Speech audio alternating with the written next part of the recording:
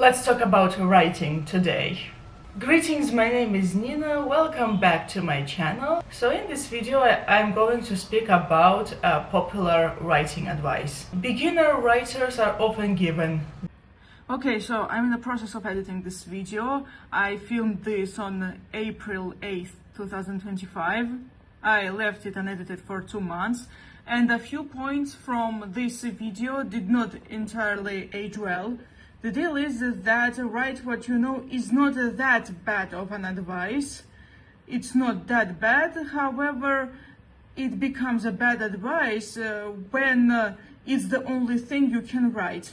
Because yeah, there's a lot of nuance, and write what you know is simply a part of a bigger picture. While my point in the video still stands, there are still nuances and I wanted to add them. Write what you know is not that bad, but just there's more to writing than that. This advice, and well, it might seem valid at first, but when you think about it, it isn't necessarily a good one. Write what you know. It means that young writers are encouraged to write their own experiences. Sure, on its own, write what you know isn't necessarily a bad advice. Sure, maybe you had some experience in certain situations and maybe you want to write about it. Maybe writing that is your way to cope with it or something, but in the long run, this is a bad writing advice. And there are reasons for that. So let's imagine this situation. You are going to school and you are writing about your school experiences, or you are a teacher. You are writing about your job as a teacher. Sure, sounds pretty good. Yeah, I know that this advice gives you some kind of stability when you do not know what to write. However, what if you do not want to write about your experience? There are multiple reasons why people would not want to write what they know. But even if something isn't traumatic, what if you do not find your experience interesting, and above all, you simply do not want to write about it? And even if you are writing something that's based on the real life, does it necessarily have to be yours? What if that something interesting happened to someone else and you are inspired by that? Above all, such advice limits your interest. The deal is that write what you know can help you in the short run, when you are a beginner, but in the long run, such advice would limit you. I consider it more harmful than useful. I think that if writers followed this advice, a lot of genres simply wouldn't exist. While I think the main reason this advice is incredibly harmful is because it limits so much. It narrows your worldview, it narrows the experience of multiple humans, and above all, it hurts imagination. What if you are interested in writing something else? What if you are interested in this topic, you are passionate about it and you are researching it? Or simply it's simply a part of the story and you are doing your research for it? What if you think that things could be different and you imagine them and you write them differently than you are supposed to? The deal is that fiction is this field where you could do anything. You could write about anything. It's just that in order for it to work, it has to make sense.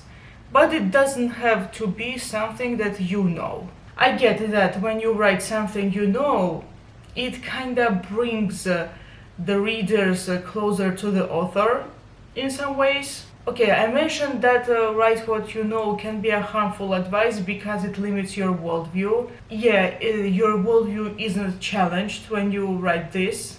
And you cannot tell if things can be different. And also one thing about write what you know that people do not talk about, writing about this can be dangerous, it might be risky. Even if you write something that you know, this situation might involve other people. Actually, I need to confess, I wanted to publish my book with a disclaimer. All events are fictional, any coincidence is accidental. Yeah, this is this popular disclaimer that was prevalent in the cinema because it was meant to protect fiction from people in real life who might not like it. Okay, sure, I write fantasy and I mostly come up with various concepts. I explore them and write them down, but nonetheless, I still would love to add a disclaimer to that because I do not know. Well, just in case. And I want to take this opportunity to talk about inspirations. Maybe your character is based on somebody you know, or even a famous person, who knows, or even another fictional character.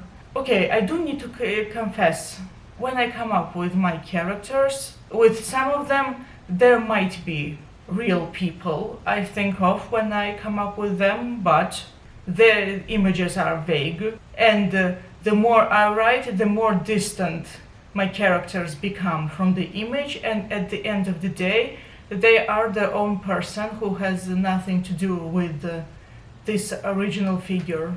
And the biographies are different, the situations are different, etc. But you did think of that person. And this is one of the reasons I wanted to publish my books with such a disclaimer. Now let's imagine this situation. You separated from your friends. The friendship is over. And when you want to write about it, you may not want to write about what really happened. You might want to write about how things could have been different. Yeah, because writing has so much potential, it has a way to make you see things from a different perspective. And maybe in your version, you and your friends got back together or something. I want to take an opportunity also to speak about why fictional settings are amazing, why I write in fictional settings rather than real ones. You know what? Fictional settings are great because you are not bound to any country, its history or its culture. You come up with ones of your own. You can come up with oh, things can be like this. Oh, things can be like that. Oh, it doesn't have to be that way.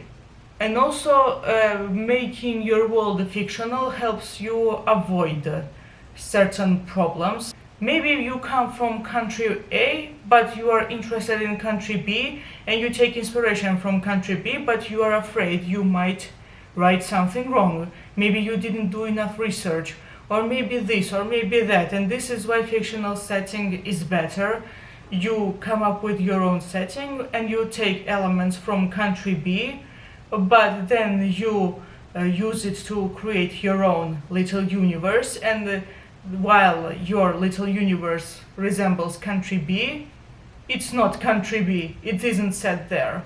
And also, while writing about country B, you may touch some controversial subjects, and you do not want to do that, and this is why fictional settings are great. And another reason fictional settings are great is because you can mix real-life cultures and come up with cultures of your own. I know that writers who like George R.R. Martin, they are like, oh, I want to take inspiration from real-life's history.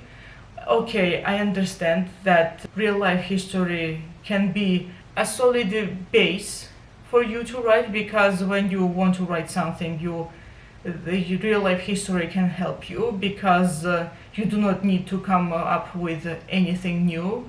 But at the same time, real-life history, it might limit your imagination. After all, fiction is about what can be, not necessarily about what happened, because you are not writing a non-fiction, you are not making a documentary, you are writing a fictional story, and above all, you have to make worlds that are credible. Because if you copy-paste too much from history, it can limit your writing. And probably you are not writing fiction, unless it's historical. You are writing a documentary or something. Yeah, fictional settings and the imagination and everything is tied to write what you know advice. And actually, I'm in the process of writing the script for realism in fiction. I'm finally making this video, like I said, and I would love to talk about it in detail One thing, well, here's one writing advice. If you want to write what you know, do it. But before you do that, consider the bigger picture. Yes, I am a big picture person, or at least I consider myself to be that. If I write something I know, it needs to fit the story. And even if it is, I would think twice how to portray it. Allow me to repeat why fictional settings are better than real life settings. You can be inspired by multiple cultures, and you can find a way to fit these cultures in your own little universe. And then you can mix cultures and come up with a culture of your own. Oh, I do need to confess how I write. Some writers, they take inspiration from other cultures and they write about it. What about me? I imagine things, I imagine a culture, I write it down, and only then I check out whether this is something that was in real life, to add some credibility to the story. Yeah, credibility is much more important than realism. Because recently I realized that I'm sick.